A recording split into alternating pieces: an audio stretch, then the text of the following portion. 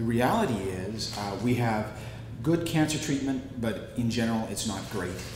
And it's pretty obvious that we need to do better. So, you know, it's obvious to anyone in the field that without the research and without the clinical trials, we won't be better.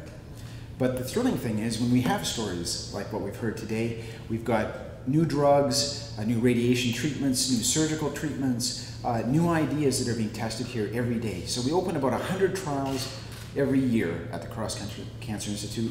We put more than 500 patients on studies. And the message that you hear today from patients who've been on trials is what we hear.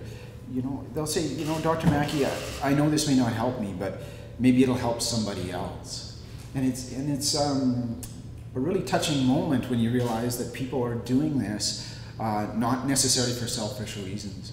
And unfortunately, as you point out, some people had to be on trials that are randomized to standard of care when the new one turned out to be curative. It happens. It's the only way for us to really know what works and give absolutely the best treatments that we know about to our patients today, and even the best treatments that we don't yet know, years ahead of time.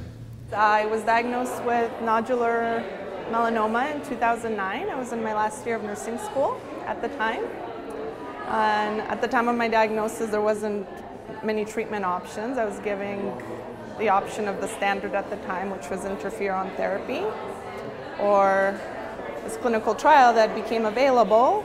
I rationalized that interferon would make me sick and my quality of life would suffer, so I decided to go with the clinical trial, knowing that I had a 50-50 chance of either getting the treatment or not. And I ended up getting the treatment, and I went through several rounds. I don't even remember how often anymore. It was 7 years ago, almost to the day that I've been diagnosed. And next month I'll be 4 years cancer-free, and it's thanks to the trial. It saved my life, it really did. I was diagnosed with lung cancer in 2012.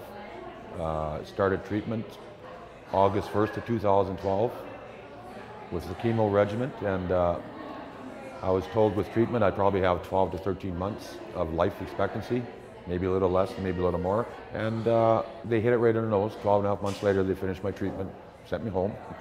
The fact that a trial was available when I was sent home was just so much luck, timing, because that's anybody hopes for is a magic pill or something. That's all you got left is hope, right? And we got on a trial, and within 15 weeks of treatment, there was no signs of my tumors.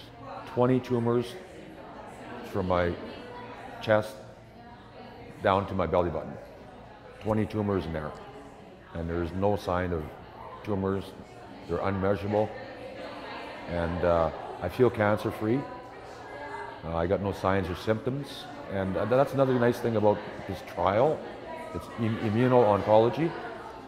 It makes your immune system recognize. It takes the roadblocks down so it actually attacks the cancer cells.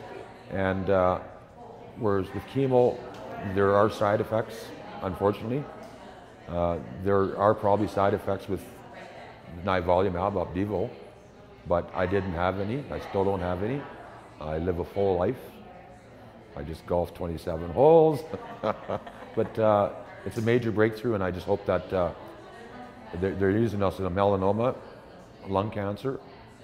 They're now looking to start on bladder and kidney cancer. And they're just starting to crack the door of new therapies and treatments out there. So hopefully chemo and all that stuff will be a thing of the past. Maybe this is the new wave of treatments. Maybe it'll lead to a vaccine someday where our immune system already recognizes the potential of cancer coming down the road. So that would be exciting.